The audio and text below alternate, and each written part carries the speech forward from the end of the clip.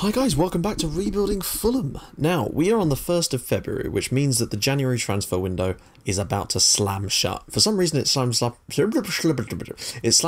1st of February this year. I'm not entirely sure why, but it seems to be moving, staggered. And maybe a leap year, and maybe the game doesn't know how to process that. I'm not really sure. It might be a database mess up. I have no idea. But the point is, we've made some signings. And I'm actually going to take you through those signings before I show you these games, because some of them have played. I managed to get some of them in right early, and I want to explain how that's worked out before we get into the fixtures. And you can see there's a lot of red arrows there, and I'm not pleased with that. But there's also one particular green arrow that I think you're going to like seeing the highlights of in a second. Now, we're going to go to transfer history here and take a little look at where we've been spending money. Now, we've actually only made 3 signings. A couple of them for tiny money, and one for relatively large fund. I don't think we've managed. No, it's mostly just loans. We've got a lot of loans because we have a lot of players. The first signing we've made is this youngster, Andreas Johannesson, or Johannesson. I decided to go dipping around in Scandinavia to look for some of the youth intakes, and I had them all scouted, and this was one that stood out. He's only 17 at the moment.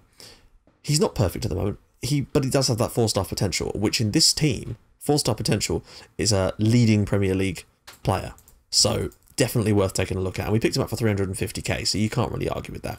This is the one I'm really excited about, though. David Strand. We got him. He's also Swedish, from AIK. Look at this.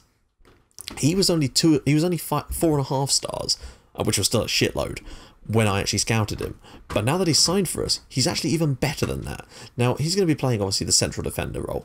Obviously, they all start off with the limited play, and his heading is 17 at the age of 16 years. He's 16 years old. His strength could do with a bit of improvement, his decisions, his mental stats, but look at those attributes. Technically, he is brilliant already. 12 tackling, 14 marking, and 17 heading at 16 years old. A star Premier League central defender, there's no denying that. He could be a world star. I don't know why. Firstly, I thought I had better scouts, because they actually scouted him to be worse than that, and I'm surprised that AIK let him go for £500,000, but they did, and that's what matters. The other one I've made is this sign here. This is Luka Barloko. He is our new backup, but also could be potentially brilliant in the future, complete wing-back. He's going to sort of shadow Jesper Ulsgaard, but he's only 20 years old. We picked him up from Juventus. He was on loan, but we made a permanent move for him, and he obviously came back from loan at the right time. Now he's going to play that complete wing-back role. Let's just have a look and see what he is good for. Complete wing-back, attack. Stamina is maybe not great. Dribbling and crossing could do with a boost, but his mentals, apart from his flair, mentals are decent. Marking, tackling, acceleration. I think with some training, he's only 20, remember, he could be a very, very good player. Now, he was on loan, I think, at Modena. Yeah, and he spent a few years out on loan, and Juventus actually let him have him. They haggled quite a bit. We ended up paying £8.5 million for him, which I think was pretty decent, because originally they wanted 15. And we got them down quite a bit. I was also looking at a guy called Jack Robinson, I think he was. He's at QPR now, but in real life I think he plays for Liverpool. He was my second choice, but he wasn't going to be quite as good as Barloko, so I went for this guy. We could have got Robinson slightly cheaper, but I saw no point. I wanted to get the best. He was also a tiny bit older, I think, so it made sense for us to go with the best player that we could get with the money. And you might wonder where we got that money from. Well, we managed to adjust our season expectations, and our season expectation now is to qualify for the Europa League via the Premier League, so no cup wins. And we have managed to do that. Obviously, we've got the FA Cup to come, but I don't know, I'm not really feeling it. Anyway, so we managed that, and they gave us a load more money, which we have used, and it was strange. Like, we've got a load of wage budget now, and they won't let me put it onto transfer. We've got 83,000 a week, and the board will not let me put it on transfer budget. So I actually was unable to sign anyone else, because even the agent, like this guy here, Sergius Vorobovs, or however you pronounce that name, is a Latvian player that I was quite interested in bringing in, just to give us some extra strength in these areas. And you might think, why do we need it in those areas? Well, the main reason is because we've actually had quite a few injuries this month, which is part of the reason that we've actually struggled so much with the fixtures, I think. We've lost a couple of key players, and it's really damaged us. Somehow, we've managed to get injuries so bad that I've had to play players out of position, in positions that I thought we had at least 2 or 3 deep in terms of players for those roles, which is annoying. So I was unable to get any covering because the board wouldn't let me put this 83 grand across to transfer budget, which is very annoying. But Shit happens. Let's move on to the fixtures. We started off with... Actually, no, we started off with the Cup game against Man United. It was a tough one, but I felt we could actually come through that because it was at home and we beat Man United at home already this season and last season too. We really do like playing Man United at home. Fortuna's put us in front, and then Martin Odegaard popped up. But as you can see, they were much better than us. Juan Mata got them a goal late, but they really did batter the door. Well, it was batting down the hatches for the last part of that game. We were very lucky to get away with it, but we did, and that's us through to the 4th round. And we've drawn Burnley, so hopefully we can get to the 5th round. And as you can see, later on in the month we did. But next up, we went to Chelsea at Stamford Bridge, and I thought, well, it's an away game at Chelsea. As good as we've been, and when I know we won at Man City, Chelsea are flying this year, and we didn't get a look in. We were actually very, very poor. It was probably one of the worst performances this season. Even against Swansea, we did well. Against Chelsea, we were so poor. But shit happens. Shit happens. I couldn't find a way to legislate for what was going to happen. I knew we were probably going to lose this one, and I didn't want to risk putting up defences and try to play a different strategy for it, just because I knew we'd lose by even more goals then. So, yeah, we just had to kind of deal with it. The problem is this month, in the league, we had 4 away games and 1 home game. It was a really difficult one, and our away record hasn't even been that bad, but it could still do with being a bit better, and it certainly wasn't helped when Man United were the hosts for us, and they wanted to get revenge, clearly, after that League Cup game. Januzaj's goal took them a while, and they weren't even that good against us. They were better when they played away from home and didn't beat us. Juan Mata also nailed one for us, but it was the Emil Larsen injury, which was so annoying. He picked up a little knock here, and you'll see that, in fact, he's got a broken ankle. That is such a big blow for us. He's actually been really, really good this year, and Fortunas has also picked up a knock later in the month, which meant that we ended up playing Kieran Trippier at right side of midfield, just because there was injuries elsewhere. Catching Niklic also picked up a knock, which meant that we couldn't play Odegaard, and it was really annoying. Anyway, the one game that we can and will be showing you is this one against West Brom. But first, I just want to tell you a few things about this game. Firstly, Mitroglou scored 4 goals. 4. Drage also got 2, but he also got 3 assists in that game. And I was really pissed that he didn't get man of the match. Mitroglou scored 4 goals and 1 man of the match, but Drage got 5 meaningful things. He scored twice in quick succession as well, and he got 3 assists as well. He set up 3 of Mitroglou's goals. It was fantastic. Now, I'm going to show you the highlights of this one now, because there were some belting goals in this one, so I will see you guys in the highlights. Right, here we are, and I figured we could probably come out with a win from this one. It's our home game this month, and we needed to make the most of it. But still, West Brom have been a decent side this year, and last year as well, so you can't rule them off. Not Uwe Rossley, he's the Wigan manager. Whoever's in charge of West Brom has done a decent job at that. Tunnicliffe's ball through, Niklic, what a strike. Rattled in. I love those ones that rattle around the goal like that. Niklic managed to get us the win. And the fact is, there were 7 clear-cut chances to 1, so that pretty much sums up the game perfectly. Trash then throws the ball into Drage, back to Trash, lumps into the box. Mitroglou brings it down, and this is clever. Back to Drage, back in, and Mitroglou's able to head it in for 2-0 on 22 minutes, which was good. And more of that was to come. I didn't think that it would go quite as well when soon after, Kearney's ball in, and Jonas Olsen brings West Brom back into the game. This is on 24 minutes, remember. So anything really could have happened. Then they had a red card, though, and then things kind of got worse for them. Drago's ball in, headed away. Morrison brings it down, but unfortunately he got the ball away, but in the end, it was going to come straight back at them. As much as they were able to pass it around, they were playing with 10 men at this point. We just mopped it all up. Mariga's ball down. Niklic here just decides to power on down the wing. Drops a great ball across, but it's cut out. Well, in fact, it wasn't a good ball at all. I apologise, I'm doing this from memory. It's been a while since I've played. This is why I'd like to do live comms. Tunnicliffe cuts out the ball in the midfield, into Odegaard, does his usual trademark run, ball across, and Drage arriving late in that position. And that's something Odegaard hasn't really done when he's played in the middle for us. But today he was played out wide due to injuries. And as you can see, that's why Niklic was playing out on the right. Unfortunately, he then got injured too, and it made it worse. West Brom then didn't really know what hit them, as literally directly from the kickoff after that, they surrendered possession to us yet again, eventually. I hope this highlight isn't too long here. Can he finally did? Yeah, here we go. Odegaard wins the ball back for us. There's a little bit of a mishap there. It looks like it cannons off a couple of players, but Kacanik is able to control it. Out to Ambrose, and then Trash brings the ball forward, whips it over the top. Mariga's flick on is gorgeous. Drage goes straight through, no trouble. Whack. 4-1 at half time, and suddenly you're thinking, what are we worrying about? Those two away games suddenly seem so far away when you're 4-1 up at half time and still going to go second in the league. Straight after half time, Burn takes a free kick. Barloco is playing in this game. He just had a bit of a quiet start. This is his first appearance for us. Drage's ball slipped through to Mitroglou and he finishes it off comfortably. I don't think that was his hat-trick. I think it was the next one that was his hat-trick. He scored a hat-trick in the second half, basically. Drage's ball in. Another assist for him. Mitroglou, bang. And it's insane. Actually, I think that might have been the last goal. I think that might have been... No, that was 6, surely. Yep.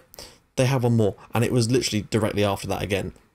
Once again, they managed to surrender possession to us straight from their own kickoff. I don't think they even got near. I think this was just a poor clearance from Olsen straight into the midfield, and I think we were able to just walk it straight into the net. No, not Olsen, it was Bear that does it. He just whacks it into the midfield, we nod it down, and Mitroglou scores the goal. 7-1. I think that might be Fulham's biggest win in the Premier League. In fact, it definitely is. I think they beat Norwich. We beat Norwich 6-0.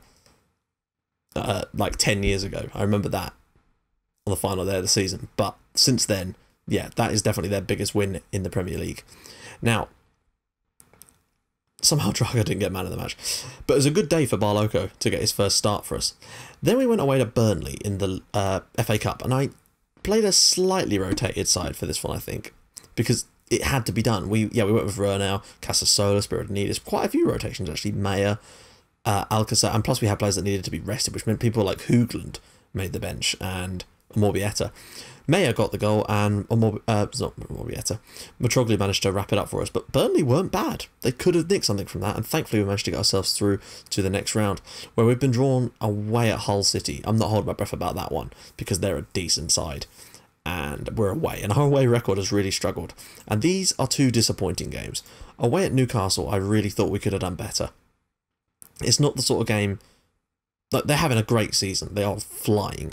But I still think we could have been better. Mitroglou, yet again with the goal, though, but quickly cancelled out by Torres. Loic Remy grabbed one, and then quickly Moussa Sissoko got another one. We didn't get a goal back until injury time, where Dan Burn made things a little bit more comfortable for us. So at least it was only a 1-goal defeat in the end, I guess. And Burn did get on the score sheet, so that's good to see. It was mostly Ambrose who's been taking the defensive plaudits for his attacking work. Wigan away, though, not good. I was really, really disappointed in this one. Look, 5 shots, 1 on target. We were so poor. And I think that comes down to the fact that we had to play Kieran Trippier on the right. We just had nothing. Kacanik had to play on the left. Odegaard, I'd promised to give him a rest, so I was unable to put him in the team because he'd get pissed at me. It was horrible. Thankfully, Paco Alcácer managed to get us 1 back, just to make the game respectable in the end, and we didn't lose by too much, which means our goal difference is at least slightly more intact. We're still second in the Premier League, but it is now tight as a Dark's arsehole. If Newcastle win their game, there will be 3 teams tied on 48 points, and that 5th place is now 3 points away, and Spurs have got a game in hand, so if they win their game, we're only going to be 4 points from dropping out of the top 5, which is something that didn't seem conceivable a little while ago. You'll notice, though, that Kostas Mitroglou is now the 3rd top goal scorer in the Premier League. He really has started to bring in his talents a little bit more. He's really been finding form as of late, and it's definitely deserved that he has been the main man for us. Albeit only in that 1 game, really. But he got 4 goals in that game, but he's been pretty consistent in some of the others, getting some goals for us, a smattering. Anyway, so it can't be complained at. Anyway, we've looked at the transfers, we've looked at the fixtures. Now it's probably best we look at the stats so you can see who else has been performing well. Mitroglou is now our top appearance maker with 28. Wait, why has that gone back on again? I've got to start doing that before I record an episode. Yours go on, there he is. He's actually the top appearance maker. He's also got an injury, which means that Barloco is going to have to play some games. Ambrose has actually made 29 appearances, if you count his substitute appearances. Goals, Mitroglou has 16, and Thomas Drage has somehow got 8 goals in 9 starts and 8 assists. I'm beginning to wonder if perhaps Drage should be starting instead of Odegaard, although Odegaard's 17 and already, look, I mean, he's actually been readjusted back to 4 stars again. That keeps changing. He's got some real talent at that wing role, and I'm pretty sure it won't be long before he can do that in the middle too. That's my problem, and he's only 18 years old. I have faith in him, but Drage's just so good. How old is Drage? He's 25, 26? He's only 23. I think maybe we should be using Drage, but if you look, he's actually only... Something about him. I don't know what it is, but there's something about him. He may not be great for stats or whatever, but his actual ability in... What role is it? It's a shadow striker, isn't it? No, what role is that? Is it the advanced playmaker role? It is, isn't it? I'm kind of forgetting. Sorry, I keep getting my series confused. It is. He's an advanced playmaker role. And I assume it's support. His stats for that role, actually, they are pretty bloody decent. And he has great corners, and his free kicks are awesome as well. He's got some other standout attributes too. His physicals are actually pretty decent, except for his balance and jumping reach, and his strength, which is interesting considering how many headers he seems to win. Considering he only has 5 headers and 7 finishing, this lad scores a lot of goals. I don't know how, it's just one of those weird anomalies that happens. His estimated value is 4.2 million quid. So we could probably get like 10 for him if we actually did try and sell him. Not that I'd want to at the moment, since we'd have no one to replace him. Obviously we have Odegaard, but we'd have no one then underneath that can really feasibly play in that position. At this current time anyway. So that's something we're going to have to look into. Assists, well, that's Yozgård with 10 still, but Drage is certainly catching up, and so is Larsen. Man of the matches, Yozgård still tops that league. And yeah, it's Mariga and Zuccolini. Those two are always going to have the best pass percentage. Zuccolini is certainly getting his fair share of yellows. Yozgård has now started to get a few now. He has 7 now. Hopefully he won't outdo his 13, but we still haven't had a red card all season, which is great to see. Average rating? Well, Luka Barloco has actually got... He's our top rated, but he's only played 3 games. Mitroglou is now the best player for us, apparently. Ambrose is right in there as well. So that's good to see. Is there anyone that plays consistently? So now it's Mariga that's the lowest. You'll notice that Odegaard... Where is Odegaard? Yeah, he's moved up a little bit. He has now moved above the likes of Trippier and Mariga. So he's had a good month in terms of goals and his average rating, which is good to see. Mariga... I don't know. I do want to bring in another midfielder to play in this role as well, especially for when Parker leaves, because we now have, you know, we've got Mariga, Zuccolini, and who exactly? We have Mariga and Zuccolini. Lucci and Parker aren't really cutting it. Is there anyone else we've got? There basically isn't. That's an area that we're going to need to strengthen in the summer. A backup midfielder. A young one, preferably, that's going to give us some goals. Not goals, but just, it's got a lot of potential. That's where we're looking, and hopefully if we can scan some more youth intakes, because there's a lot coming up, especially in England. It'd be good to get a young English player to fill that role, because we've got a quota to fill as well, so that's important. Anyway, that is about that for this episode. Let's have a look, and just have a look at what fixtures we've got coming up. We have, well, in February, not too many games, only 5, I think. So we've got Bournemouth and Southampton at home, which we must win. Hull away in the FA Cup I could care less about, and then Everton and Spurs away, which are going to be really, really tough games. So that's not too great. But after that, our run-in actually is pretty decent. After we play those games, what's that? 1, 2, 3, 4, 5, 6. 6 of our last 9 games are at home, and our away games are Villa, Stoke and Hull. So I think that little run-in could actually provide... The only difficult games we've got really at home in this month is Man City. Liverpool, maybe. I don't know. I think we could probably get back on form over the next 2-3 months, basically. Although it's pretty much all going to be in the next 2 episodes. No, next 3 episodes. You will see what happens in those. But obviously, there will be the youth take. So, no, it will be the next 2 episodes because there's the youth take and that. Youth intake. So, we'll see if we get anyone decent this year. Anyway, if you like what you've seen, hit the like button. If you like it even more than that, hit the subscribe button. And I will see you guys next time. Bye-bye.